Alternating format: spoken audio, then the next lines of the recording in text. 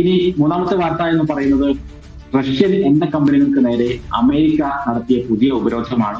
ഈ കഴിഞ്ഞ ദിവസമാണ് പുടിനുമായി സംസാരിക്കാനില്ല, വെറുതെ സമയം കളയാനില്ല എന്ന് ട്രംപ് പറഞ്ഞത്. US പ്രസിഡന്റ് ഡൊണാൾഡ് ട്രംപ് ബുഡാപെസ്റ്റിൽ നടക്കാൻ വിചാരിച്ചിരുന്ന ഒരു കൂടിക്കാഴ്ചയെ നിഷേധിക്കുന്നു. അങ്ങനെ അതിന്റെ ആവശ്യമില്ല എന്ന് പറയുന്നു.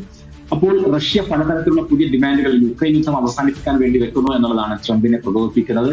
താൻ 8 യുദ്ധങ്ങൾ അവസാനിപ്പിച്ചു എന്നൊക്കെയാണ് ട്രംപ് പറയുന്നത്. പക്ഷേ ഓരോന്നോരോന്നായി തന്റെ കയ്യിൽ നിന്ന് മിസ്സാവുകയാണ്. റഷ്യ യുക്രൈൻ യുദ്ധം അവസാനിപ്പിക്കാൻ ട്രംപിന് സാധിക്കുന്നില്ല. അക്കാര്യത്തിൽ പുടിന്റെ നിലപാടുകൾ ട്രംപിന് വലിയ തിരിച്ചടിയാവുകയാണ്.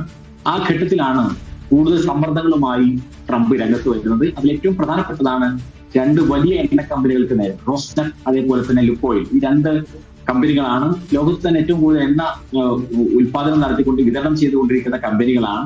ഈ 2 കമ്പനികളെയും അമേരിക്ക ഉപരോധത്തിൽ ഏർപ്പെടുന്നു. ആദ്യമായിട്ടാണ് എണ്ണ കമ്പനിയുടെ പേരൊക്കെ പറഞ്ഞുകൊണ്ട് അമേരിക്കയുടെ ഒരു ഉപരോധം വരുന്നത്.